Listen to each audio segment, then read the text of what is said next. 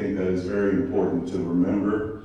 As author Daniel Horowitz, a senior editor of Conservative Review, said that the distinguishing characteristics of a strong, sovereign nation compared to an undeveloped country is the ability to monitor and control an external movement into its territory and the ability to apprehend and remove those who trespass on the national private property rights of the people of the United States.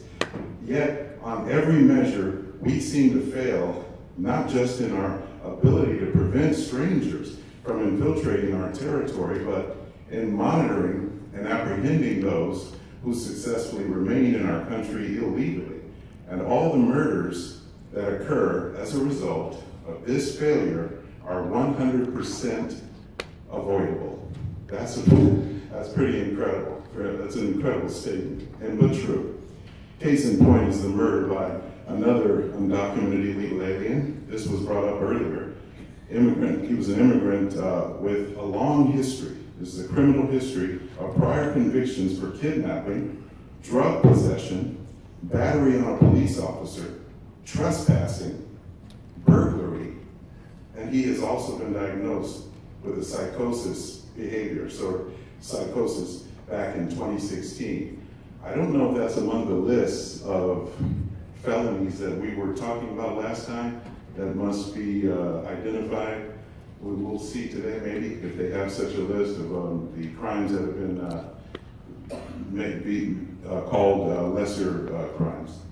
But that concerns me, and it should concern you.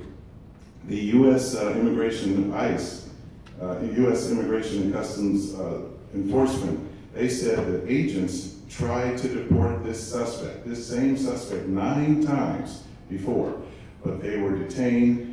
In other words, their detainers were not honored in the Los Angeles and Santa Clara counties. So I find that kind of disturbing, and I hope that you do too. So my final question would be to that: how is it that we, the people of the United States, are so heavily regulated or monitored in every aspect of our lives, yet somehow illegal infiltrators seem to successfully evade the juggernaut of Big Brother? I like that term, that phrase, Big Brother. I mean, it's been used quite often, and it's amazing. Thank you. Thank you. Brian E., followed by Arthur Shopper, followed by Michelle Infante.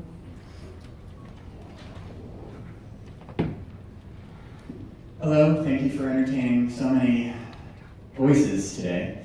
My name is Brian. I am here to speak a little bit about what folks have been talking about back here, but from a different point of view. I also believe in injustice. I believe very heavily in it. I care very much about making sure people who are violent criminals are held accountable. But I will say this.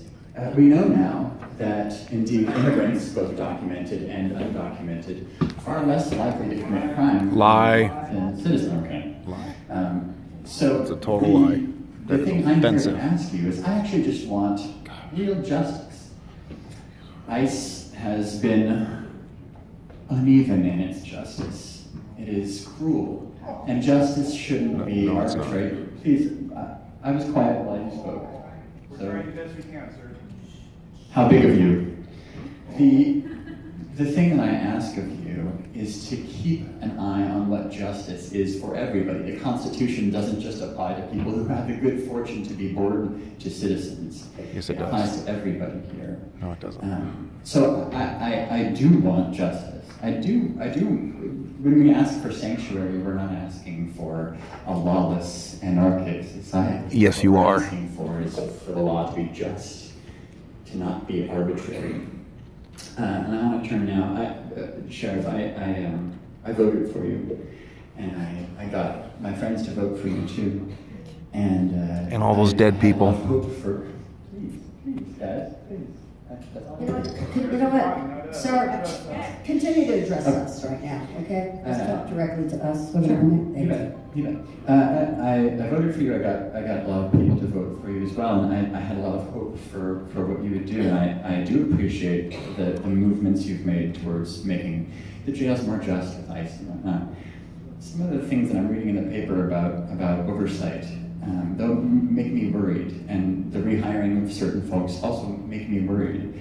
And I really do want to be, when we're done with the term, I want to be proud of the vote, and I ask you to consider the people's voice on those subjects, the oversight. I think it's really important that the office has been tarnished for so long, and I still have hope. So thank you for doing what you're doing. I hope you keep moving in that direction.